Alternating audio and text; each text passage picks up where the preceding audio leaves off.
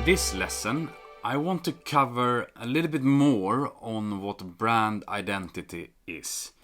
I think you already have an idea from the previous modules, and you should already, have a bit of introduction to brand identity.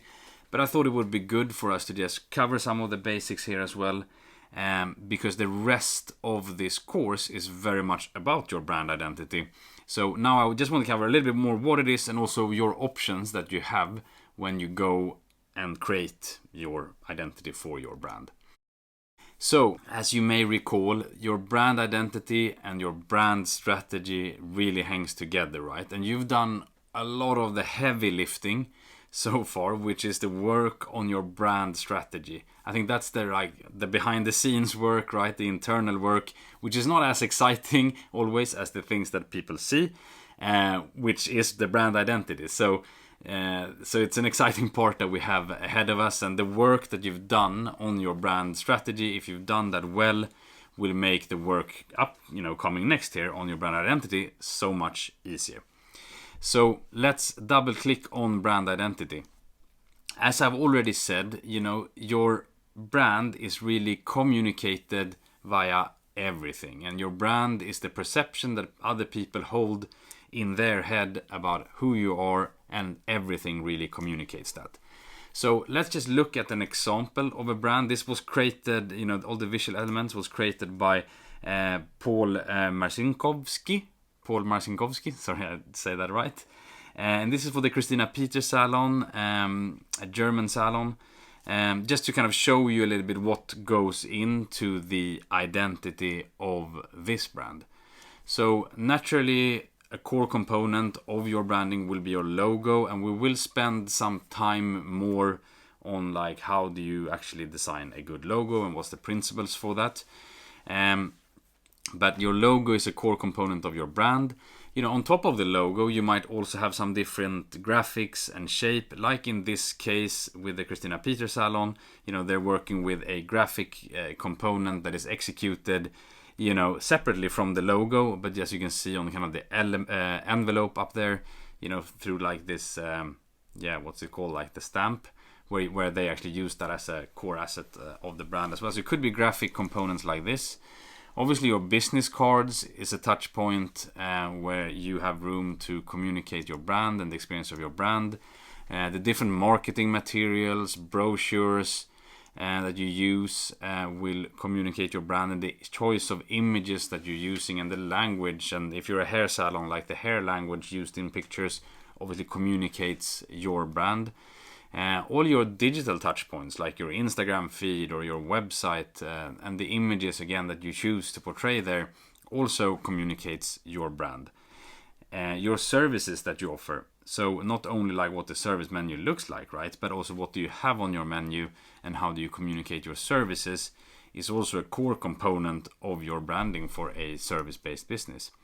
Your interior design, you want that to be ideally consistent with your overall branding, which I think is nice and clean here in the Christina Peter Salon. Also the exterior of your salon, what it looks like from the street, should be communicating your brand. So on the screen now you just have a list of a lot of different things, right, that potentially could be communicating your brand.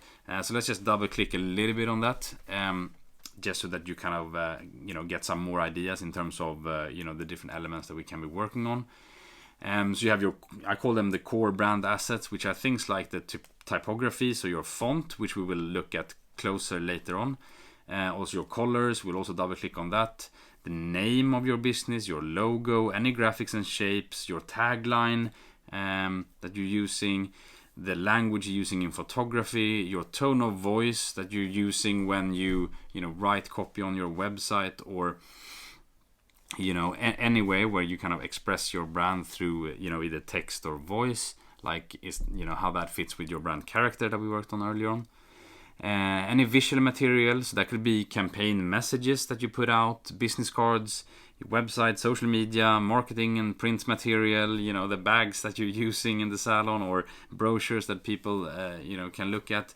Your advertising absolutely is a way where your brand is communicated.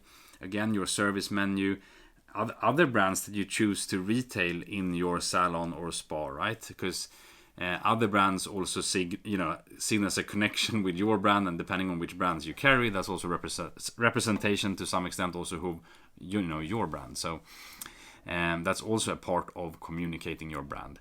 And again, for a service-based business, the experience is a very important component. So that starts from the quality of your service that you deliver, how your staff behave, even things like dress code and so on that you have in your business, your interior design, exterior design, the music that you use, scents, and taste, if that is something that is applicable to you, and also where you're located, your street address, and that also makes part of the overall experience when interacting with you. So this is just to put some things out there to show you like what are things that really will be communicating your brand.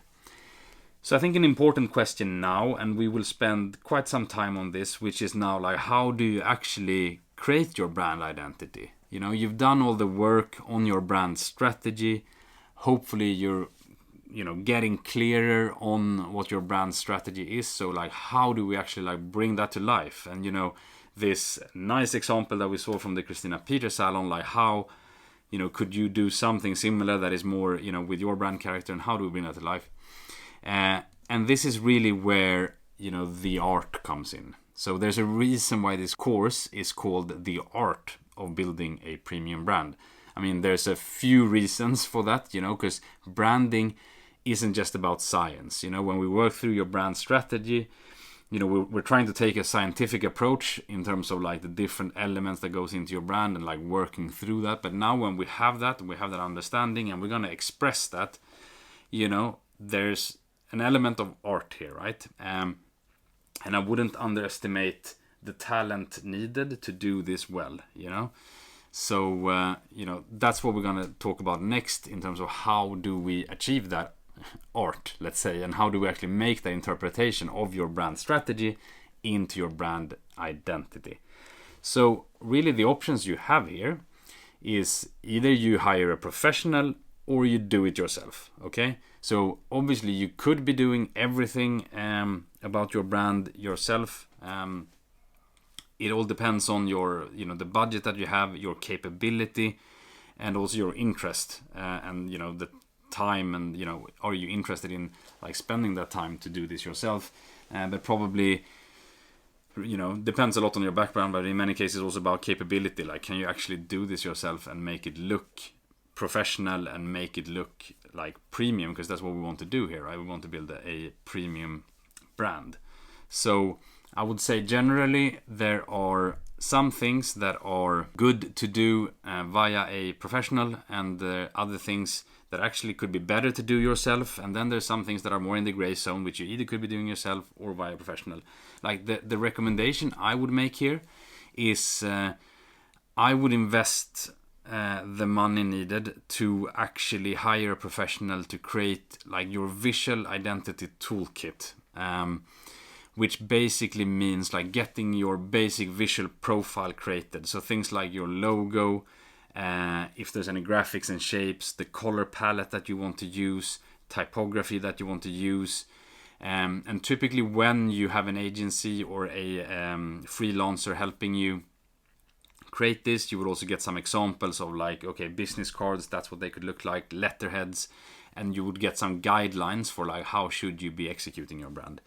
So I think if I were on a small budget, I would try to prioritize, if I do anything externally and not do it myself, that would be the visual identity toolkit, because kind of when you have that, you have a lot of the assets that will represent your brand, and then you can do a lot yourself when you have that, right? And that's where kind of I think the bigger part of like the art of bringing this to life goes in, is to kind of create that visual profile, and then just executing different things based off that is easier, right? And that's something that is easier to do yourself. So if we just look at what is kind of this brand or the visual toolkit, like what could you expect when you create something like this? So let's just look at another example. So that would be like creating your logo, maybe some logo variations to be able to use on different touch points. It would be defining like your color palette, how should the brand be executed.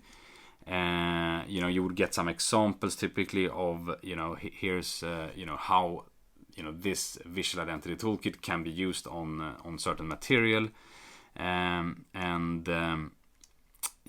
That's typically what you would get. And this design, I should say, was created by Anna Gromova, and I will make sure to include references to these designers as well. But that's kind of what would go into a visual identity toolkit, like some examples of material, but like the core things being like colors, the fonts and typography, and your logo, because that is a great basis to have when you're gonna go and to do things yourself as well.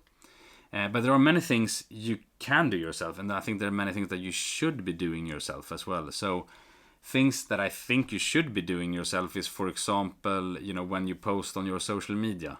For most salon and local businesses, that would be something that you do yourself. So that's like how you would express your salon, not via an agency. You could hire an agency for that as well, but that's typically something that would be very costly if you want to do it right, and if you want to have like authentic images and so on from your salon being posted. That would be a very costly process, and something that big brands can afford, but not very often I see that from like local salons and spas.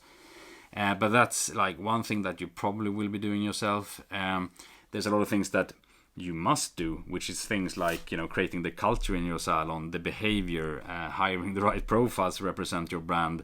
There's a lot of things that only you can do when it comes to the brand as well, right? But again, I think the part that you actually could outsource and benefit a lot from would be your visual identity. There was a lot of other things in that list, like websites and so on. Website, that's more of a like gray zone thing. You could outsource that if you don't want to do it, but today there's a lot of easy to use tools as well, so you could actually create something that looks very good, as long as you have your visual identity as kind of a basis when you go and create it. That's something that you could manage yourself, or you could outsource it. So there's a few things that are like in the gray zone. Many of these things that are in the gray zones will be part of the courses, and the material that you get access to here is also to learn how to actually do those yourself, those things that I really believe you can manage with the right guidance and using the right tools. That's kind of it when it comes to your brand identity. So I hope that gives you a little bit more. I mean, some of it you have already heard in terms of what goes into your brand identity, but that's an introduction now to what's going to come next. So following this, we're going to be working through and make sure you have a good understanding of some of the core elements of your brand identity, since even if you're working with an external partner on those, it's important that you kind of have an understanding on what's going on. So we're going to cover some of those core elements in the following modules, and then we will be diving deeper into like how do you actually work with freelancers and agencies, where do you find them, and so on, to kind of create your visual identity. And also if you want to do other things, we'll touch on that, and we'll also have more coming on the DIY part, when you're going to do things yourself. So that's all coming up. So I hope this was a good like kickoff and setting the frame of reference as we go into the last part of this course.